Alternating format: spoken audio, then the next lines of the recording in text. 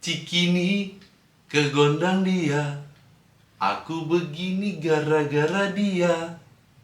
Cikampek, Tasikmalaya, hatiku capek bila kau tak setia.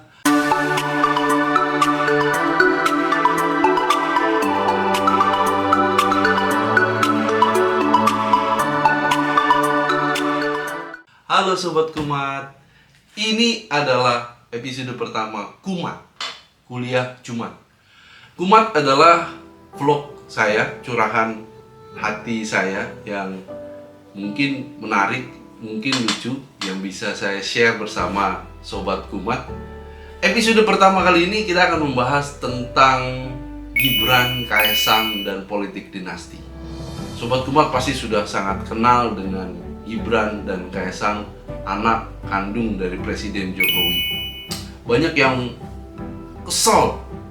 Saya menangkap apatisme, skeptisme, pesimisme terhadap majunya Gibran sebagai cawapres. Kita tahu prahara ini bermula ketika MK memperbolehkan kepala daerah yang berusia di bawah 40 tahun maju sebagai capres atau cawapres. Pemirsa, hari ini MK akan membacakan putusan terkait gugatan terhadap pasal 169 huruf Q Undang-Undang 7 2017 tentang pemilu sebagaimana dimaknai dalam putusan MK nomor 90 PU 21 2023. Gugatan tersebut dilayangkan oleh mahasiswa Universitas Nahdlatul Ulama Indonesia, Unusia, yakni Brahma Aryana. Dalam petitum gugatannya, pemohon memohon agar hanya gubernur di bawah usia 40 tahun yang bisa maju sebagai capres atau cawapres dan agar tidak berlaku untuk kepala daerah di bawah level gubernur. Dan setelah keputusan MK tersebut, Gibran maju sebagai cawapres, Prabowo, dan ada keputusan MK yang mengatakan bahwa ketua MK yang mengadili keputusan tersebut ternyata melakukan pelanggaran etika berat. Wah, makin bergulirlah isu ini, kontroversi ini makin kencang sejak bulan Oktober sampai hari ini masih terus kencang isunya. Itu hampir 2 bulan prahara ini. Nah, ini membuat saya bertanya-tanya, kok segitunya kita terhadap Gibran, Kaesang, dan politik dinasti. Saya membaca sebuah riset di Bangladesh, itu memang persepsi masyarakat terhadap politik dinasti itu begitu negatif. Bukan hanya di Bangladesh, memang ada juga di Kolombia, di Brazil, bahwa politik dinasti itu erat kaitan dengan korupsi. Nah, itu yang mungkin ada di benak kita sehingga kita begitu tidak suka dengan majunya Gibran sebagai calon wakil presiden dari Prabowo. Tetapi kita harus ingat juga Sobat Kumat bahwa politik dinasti itu bukan sesuatu yang bertentangan dengan undang-undang. Di tahun 2015, MK, Mahkamah Konstitusi, itu mencabut salah satu pasal di Undang-Undang Nomor 8 tahun 2015, di mana pasal tersebut itu melarang politik dinasti. Jadi MK tidak memperbolehkan ada undang-undang yang melarang politik dinasti. Artinya, setelah adanya keputusan MK tersebut, anak bupati, istri wali kota itu boleh maju menggantikan suaminya atau bapaknya. Jadi kalau MK itu tidak melarang politik dinasti, kenapa kita tidak suka terhadap Gibran? Bahkan di Undang-Undang Dasar Konstitusi kita pasal 8 R ayat 2 itu tidak memperbolehkan diskriminasi terjadi.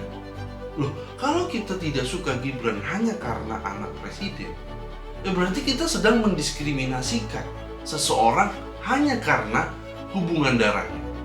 Itu sesuatu yang tidak kita sadari, dan itu yang tidak boleh terjadi. Nah, oleh karena itu kita harus membaca, kita harus melihat kapasitas dari calon pemimpin kita.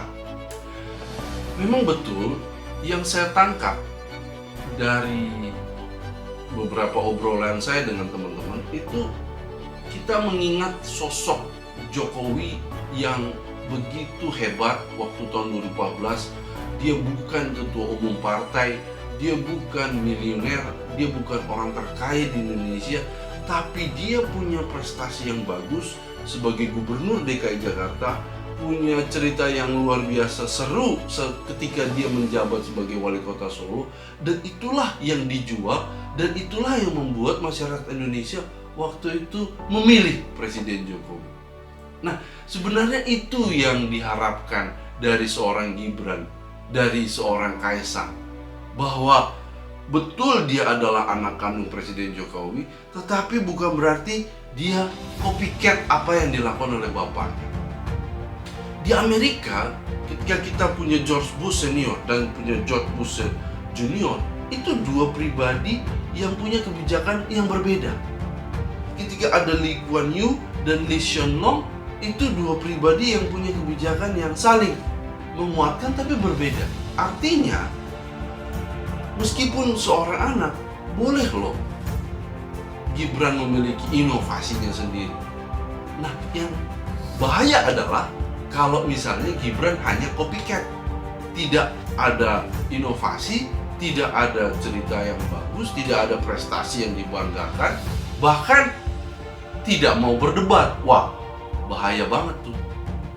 Nah, oleh karena itu kita berharap banget perdebatan kita, politik kita bukan tentang boleh tidaknya politik dinasti, tapi politik kita itu politik yang seru, membahas tentang prestasi, membahas tentang figur, kapabilitas, sehingga sesuatu yang menarik menjadi sesuatu yang menarik untuk dibicarakan dengan segelas kopi dan sepiring kacang. Itu episode pertama kita dari Bang Kumat. Saya tutup dengan pantun, ke pasar kita beli donat, kita asik-asik terus bersama Bang Kumat. Rekan-rekan, sampai jumpa di episode-episode berikutnya. Waduh, kenapa tuh penyakitnya kumat? Bukan, ini adalah kumat kuliah.